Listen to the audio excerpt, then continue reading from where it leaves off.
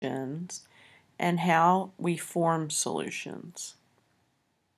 A solution is a homogeneous mixture in which the components are uniformly intermingled. A sample from one part of the same sample is the same as a part of any other part of that sample.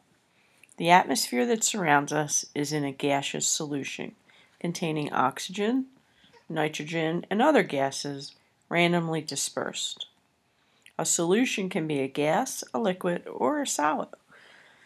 Here's various types of solutions. Air is gas, and it has original state of what's called a solute as a gas, and the solvent as a gas. Antifreeze and water, it's a liquid, and both solute and solvent are liquids. Brass is a solid, and both solids for the solute and solvent. Carbonated water is liquid, has gas for the solute, and what's dissolving the gas is a liquid. Seawater or sugar solution are liquids, and they have an original solid solute like salt or sugar, and the solvent is the liquid water. The substance present in the largest amount is called solvent, and the other substance or substances are called solutes. Aqueous solutions are solutions which water is the solvent. Solubility of ionic substances. When sodium chloride, which is ionic, dissolves in water, the resulting solution conducts electric current. The solution contains ions that can move. This is how the electric current is conducted, through movement of ions. In the solid state, the ions are packed closely together. When the solid dissolves, the ions are separated and dispersed throughout the solution. The strong ionic forces that hold the NaCl crystal together as a solid are overcome by the strong attractions between the ions and the polar H2O molecules, so they kind of pull them apart like magnets. Each polar water molecule orients itself in a way to maximize its attraction with chlorine and sodium ions. The negative end of the water molecule is attracted to the sodium ion, while the positive end is attracted to the Cl ion. The strong forces holding the positive and negative ions in the solid are replaced by the strong water-ion interactions, and the solid dissolves. The ions are dispersed, so it's like stronger magnets pulling apart weaker magnets. It's important to remember that when an ionic substance dissolves in water, it breaks up into individual cations and anions, which are dispersed in the water. For instance, when ammonium nitrate NH4NO3 dissolves in water, the resulting solution contains NH4 and NO3 ions, which move around independently. This process can be represented as NH4NO3 in water becomes NH4 plus NO3. Solubility of polar substances. Water also dissolves many non-ionic substances. Sugar is one example. Another example is ethanol. Why is ethanol so soluble in water? The answer lies in the structure of the ethanol molecule. The molecule contains a polar OH bond like those in water, which makes it very compatible with water. Just as hydrogen bonds form among water molecules in pure water, ethanol molecules can form hydrogen bonds with water molecules in a solution of the two. Common table sugar has the chemical name sucrose. The molecule has many polar OH groups, each of which can hydrogen bond to water molecule. Solid sucrose is quite soluble in water. Substances insoluble in water. Many substances do not dissolve in water. For example, when petroleum leaks from a damaged tanker, it does not disperse uniformly in the water. It does not dissolve, but rather floats on the surface because its density is less than that of water. Petroleum is a mixture of molecules like this one. Since carbon and hydrogen have very similar electronegativities, the bonding electrons are shared almost equally and the bonds are essentially nonpolar. The resulting molecule with its nonpolar bonds is not compatible with the polar water molecules, which prevents it from being soluble in water. So you have an oil layer over a water layer. For a substance to dissolve, the water-water hydrogen bonds must be broken to make a hole for each solute particle. The water-water interactions will break only if they are replaced by similar strong interactions with the solute. How substances dissolve. In liquid water, the water molecules are associated with each other by hydrogen bonding. For a solute to dissolve in water, lost water-water interactions are replaced by similar water-solute interactions. Like dissolves like. A given solvent usually dissolves solutes that have polarities similar to its own.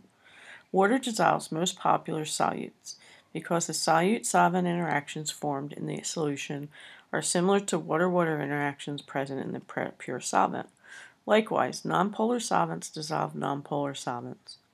When a solution contains as much solute as will dissolve and that at a given temperature, we say it's saturated. If a solute is added to a solution already saturated with that solute, the added solute does not dissolve. A solution that has not reached the limit of solute that will dissolve is said to be unsaturated.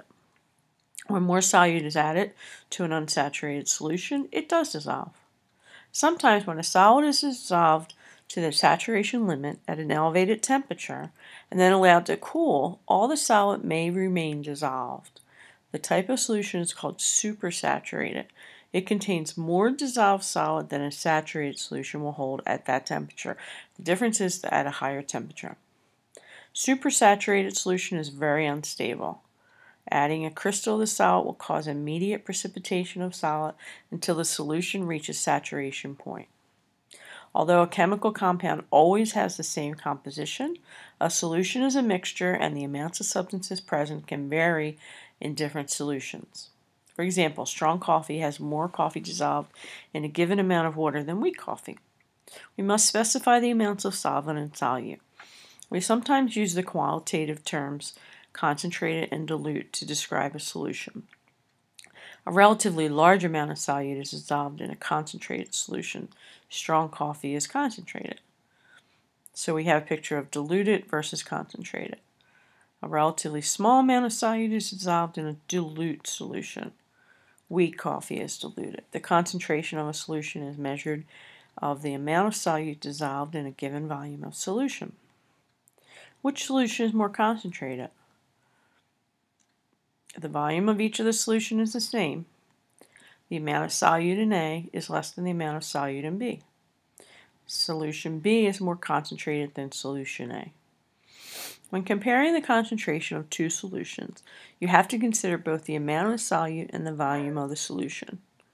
The following two solutions have the same concentration. Solution X has a volume of 1.0 liters. Solution Y has a volume of 2.0 liters.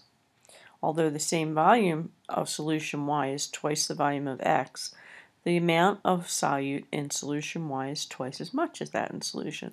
So the solute ratios are the same. When a solid is being dissolved in a liquid to form a solution, the dissolving process may occur rapidly or slowly. Three factors affect the speed of dissolving: surface area, stirring, temperature. The dissolving process occurs at the surface of a solid being dissolved, so the greater the amount of surface area exposed to the solvent, the faster the dissolving will occur. If we want to dissolve a cube of sugar in water, how can we speed up the process? We can grind the cube into tiny crystals, because the crystals from the ground up cube expose much more surface area to the water than the original cube did. The sugar dissolves much more quickly. Dissolving is also increased by stirring. Stirring removes newly dissolved particles from the surface and continuously exposes the surface to fresh solvent. Finally, dissolving occurs more rapidly at higher temperatures. Sugar dissolves quicker in hot than iced tea. Higher temperatures cause the solvent molecules to move more rapidly, thus increasing the rate of dissolving. In addition to dissolving faster at higher temperatures, most solids are more soluble at high temperatures. In most cases, more solid will dissolve in water at 90 degrees Celsius than in water at 25 degrees Celsius. The opposite is true for gases dissolved in water. The solubility of a gas in water typically decreases as temperature increases. This is why you want to keep your carbonated drinks like soda in a cold place, not a hot place. Let's review. Factors affecting dissolving: surface area, stirring, temperature. The end.